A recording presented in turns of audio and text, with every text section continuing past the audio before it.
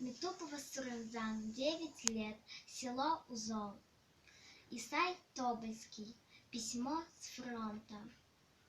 Давным-давно его на свете нет, того русоволосого солдата. Письмо плутало 30 с лишним лет, и все-таки дошло до адресата. Размытые годами, как водой, от первой буквы до последней точки, метались и подпрыгивали строчки перед глазами женщины седой. И память молчаливая вела по ниточке надорванной и тонкой.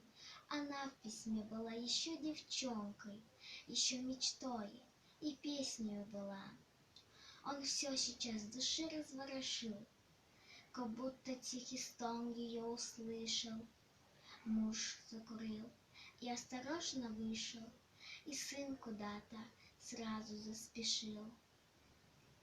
И вот она с письмом наедине. Еще в письме он шутит и смеется. Еще он жив, еще он на войне, еще надежда есть, что он вернется.